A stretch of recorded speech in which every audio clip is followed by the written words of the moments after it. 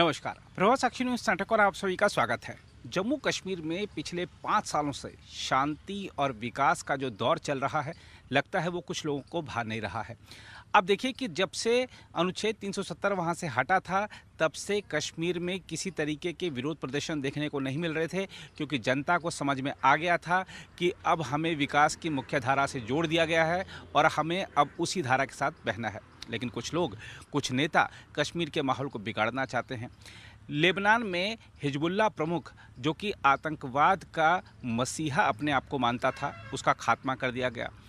उसकी मौत पर मातम मनाने के लिए कुछ नेताओं ने जिस तरीके से ट्वीट किए, जिस तरीके से बयान दिए, उसका ये नतीजा है कि कश्मीर की सड़कों में फिर से विरोध प्रदर्शन देखने को मिल रहे हैं। ये बच्चे जो आप दृश्यों में देख रहे हैं, ये बच्चे नासमझ हैं।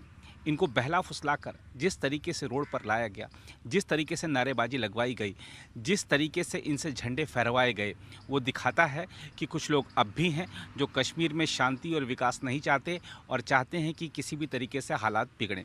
आइए प्रभात साक्षी की इस खास रिपोर्ट में देखते हैं कि ये विरोध प्रदर्शन जब हुए तब क्या हुआ और नेताओं की इस मुद्दे पर क्या प्रतिक्रिया है। जम्मू कश्मीर से अनुच्छेद 370 हटाए जाने के बाद इस केंद्र शासित प्रदेश में आई शांति और समृद्धि के बीच विकास की जो बयार चली, उसने यहाँ का माहौल पूरी तरह बदल दिया।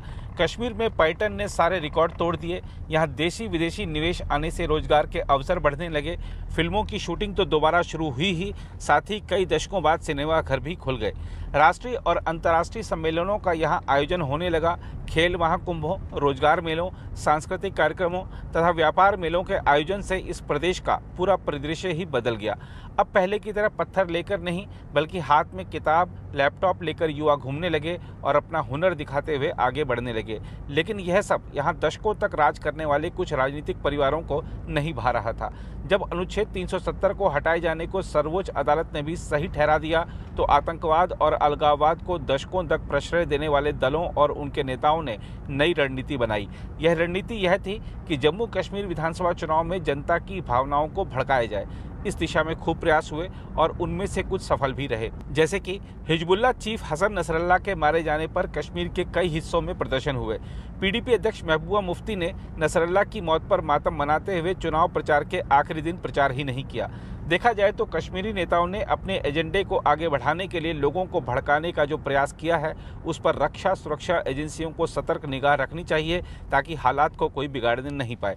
कश्मीर से बंद और कर्फ्यू जैसी चीज़ें अतीत की बात हो चुकी हैं, अब वह लौटनी नहीं चाहिए।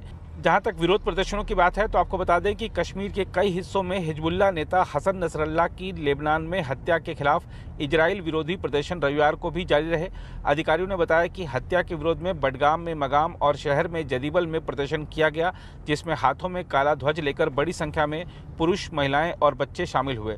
प्रदर्शनकारी शनिवार को इजरायली हवाई हमलों में नसरल्लाह की मौत की निंदा करते हुए इजराइल विरोधी और अमेरिका विरोधी नारे लगा रहे थे।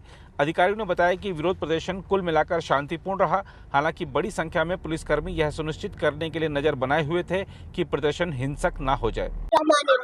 हमारे सारे यहाँ पे इसलिए जमा हुए हैं क्योंकि हमारा आखिरी जिसका नाम सईद हसन नसरुल्लाह है, इस्राइल वो शहीद किया गया है।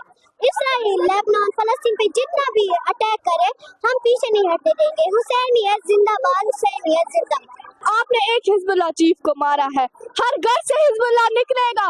आई am talking to the Israel, the chief minister of Israel. मैं हर उस इंसान से बात कर रही हूँ जो फलस्तीन के खिलाफ है। मैं लिबनानियंस को हौसला देना चाहूंगी कि वो बिल्कुल भी फिक्र ना करे, क्योंकि हम उनके साथ हैं। द शिया कम्युनिटी उनके साथ है, हम उनका साथ कभी नहीं छोड़ेंगे, कभी भी नहीं। आपको पता नहीं है कि आपने किसको शहीद किया है। अब हर घर से इस्राइल निकलेगा, अब हर घर से लेबनानिया निकलेगा, हर घर से हिजबुल्लाह निकलेगा। हिजबुल्लाह जिंदाबाद। और आज हम इसीलिए जमा हुए यहाँ क्योंकि लेबनान में हिजबुल्लाह के कमांडर सईद हसन नसरुल्लाह शहीद हो गए। असली हम शहादत वादा से नहीं डरते, बल्कि शहादत ही हमारा ईमान है। और जो शहीद होते हैं उनको खुदा से रिज़्क मिलती है और वो जिंदा होते हैं। और ना हम पीछे हटने वालों में से है और ना डरने वालों में से, बल्कि हम डट कर मुकाबला करने वालों में से और मजलूमों की हिमायत करने वालों में से। शुक्रिया। हम आपको बता दें कि नसरल्ला के मारे जाने की कई नेताओं ने निंदा की है, जबकि श्रीनगर से लोकसभा सदस्य आगा रुहुल्ला और पीडीपी अध्यक्ष महबूबा मुफ्ती ने अपने चुनाव अभियान स्थगित कर दिए हैं।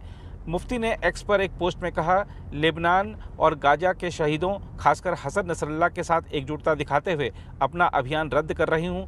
अपार दुख और अनुकरणीय प्रतिरोध की इस घड़ी में हम फ़लस्तीन और लेबनान के लोगों के साथ खड़े हैं। अपनी पार्टी के अध्यक्ष अल्ताफ बुखारी ने भी लेबनान में हुई हत्याओं की निंदा की। अल्ताफ बुखारी ने एक्स पर एक पोस्ट में कहा, इजराइल के लेबनान पर जारी हवाई हमलों से भारी जनहानि और भारी तबाही हो रही है। इस हिंसा से निर्दोष नागरिक सबसे अधिक पीड़ित हो रहे हैं। इस बीच उमर अब्दुल्ला ने भी इस मुद्दे पर प्रतिक्रिया दी है। इजराइल की तरफ से जो लगातार पिछले 1 साल से बमबारी और ताकत का इस्तेमाल हो रहा है, हमने तो उसकी मुखालफत की है, मजम्मत की है और बार बार ये मांग की कि इसका इस्तेमाल ना हो। दुनिया की ताकतों को इजराइल पे दबाव बनाए रख के वहां पे बेगुनाह लोगों की मौत और उनको जख्मी करने का जो सिलसिला लगातार 1 साल से चल रहा है, उसको बंद करना चाहिए। चाहे वो गाजा में हो, चाहे लेबनान में हो, चाहे कहीं और हो।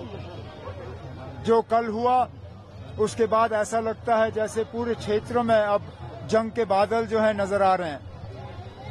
हिंदुस्तान की हुकूमत को, हिंदुस्तान के वजीर आजम को, बाकी मुल्कों के लीडरान को इजराइल पर दबाव बनाए रख के वहां दोबारा अमन कायम करने की मुकम्मल कोशिश करनी चाहिए।